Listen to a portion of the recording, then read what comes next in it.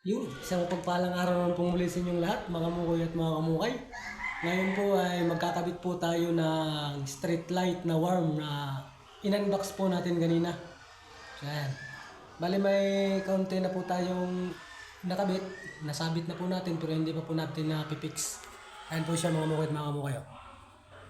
Ayan. Ngayon ay ipipix natin yan mga mukoy at mga kamukay. Ayan.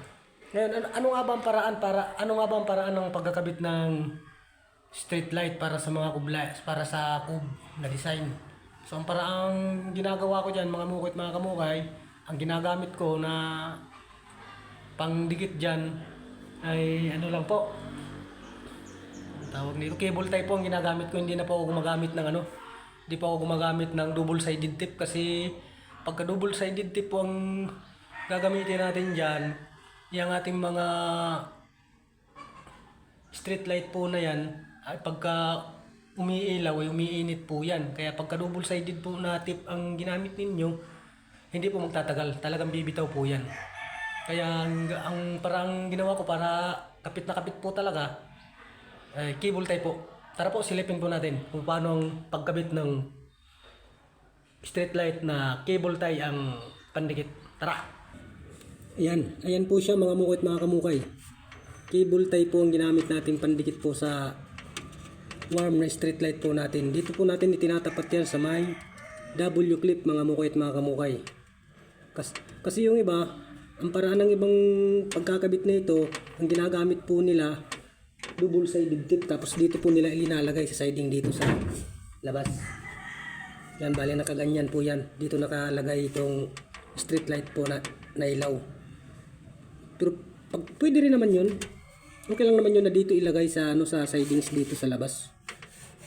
Yun nga lang talaga ay ang harap ng ganyang ito, yung kanyang liwanag ay dito sa sa wall, dito sa dingding sa loob ng cube light.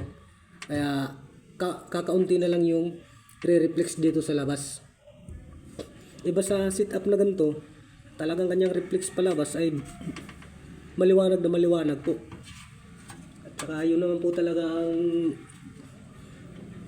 talaga, kaya nga tayo naglagay ng ilaw para maliwanag. Ayan. Bali ganito po ang parang ginagawa ko. Cable tie po ang ginagamit ko dito pang kabit.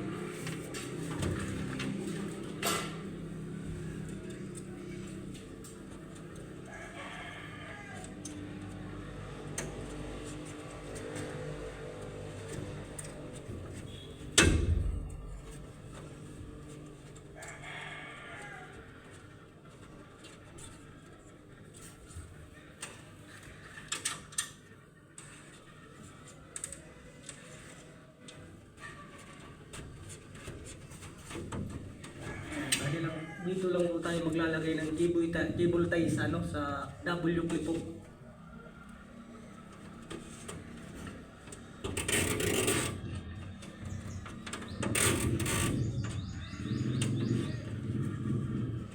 Hindi naman kahit na double sided tape yung ating gamitin dito, kaya lang talaga po bumibitaw po talaga siya pagka uminit na po itong ating street light na ginagamit lalo pagka tumagal. Sayang, pwede wala, gawa ulit. Iba po talaga dito sa cable tie na umulan kumaraw, uminit o lumamig, hindi pa rin po ito mapipigtas. Pero na lang kung pipigtasin talaga.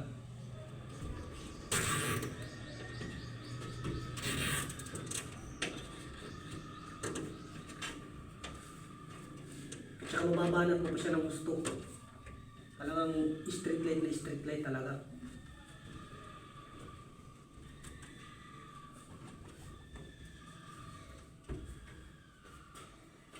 Gupitin lang natin yung itong mga sumubra. Ayan, gupitin lang yan para malinis tingnan.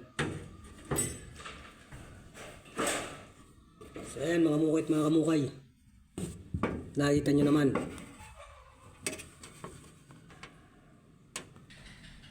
So yun po. Yun po yung kaibahan talaga ng kanyang liwanag pagka dito po siya nakadikit. Hindi po rito sa sidings niya sa labas. Yung iba kasi dito. Kaya yung liwanag ay paloob, kaya kakaunti yung replika.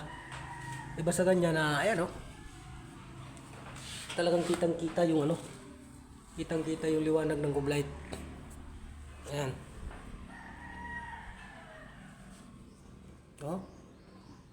Maliwanag na maliwanag po talaga, talagang labas na labas po yung kanyang labas na labas po yung kanyang liwanag. Ayan. Ba?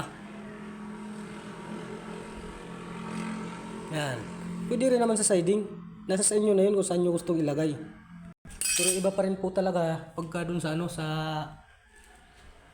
dingding ng inyong Cube Light na ilagay. Ayan. Napakaganda ng liwanag niya. Halos lahat po ng street light dito ay nasa ganun po ang parang ginagamit ko ng paglalagay. Tulad po dito sa kwarto po na to. Ayan di ba? Napakatingkad ng kanyang liwanag. Talagang kitang-kita.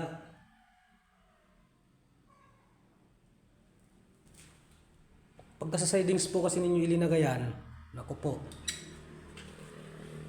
mawawalan kayo ng liwanag. Meron naman kaso hindi gaano. Hindi tulad sa ganito na ayan talagang malinaw na malinaw talaga.